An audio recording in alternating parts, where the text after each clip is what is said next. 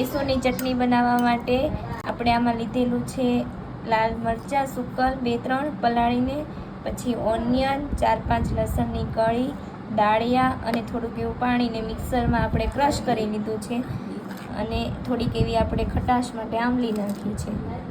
મૈસૂર બનાવવા માટે આપણે 4 થી 5 લીલા મરચાં લીધા છે, ધાણા લીધા છે, બટેકાને મેશ કરી લીધા છે, ઓનિયન 4-5 લીધા છે.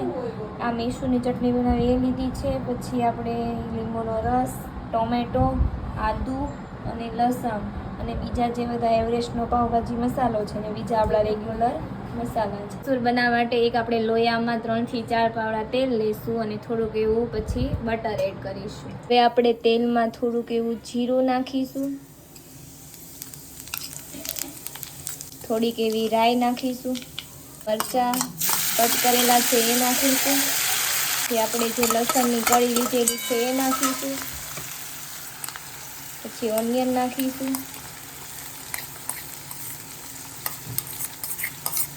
બધાને થોડીક ઓનિયન બ્રાઉન કલરની થઈ જાય ત્યાં સુધી આપણે એમને રોસ્ટ કરવા દઈશું.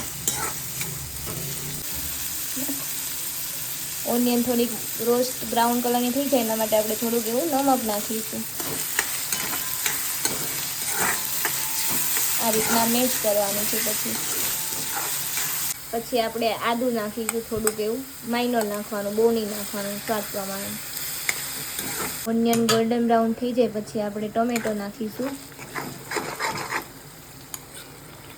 4 થી 5 ટોમેટો લીધેલા છે.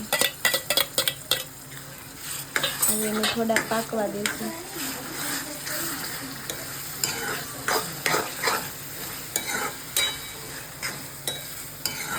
જો આવી રીતના ટોમેટો ઓનિયન આવી રીતના થઈ જાય પછી આપણે એમાં મેશ કરેલા પોટેટો નાખશું.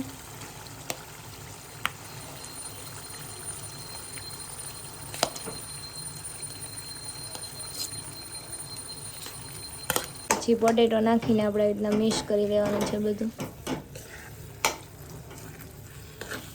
આપણે લાલ મરચું નાખવાનું છે 1 થી 2 ચમચી. આપણે એવરેસ્ટનો પાવભાજી મસાલો નાખીશું,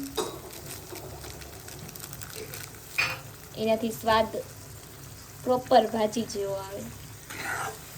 હવે આપણે એમાં થોડુંક એવું પાણી નાખીશું.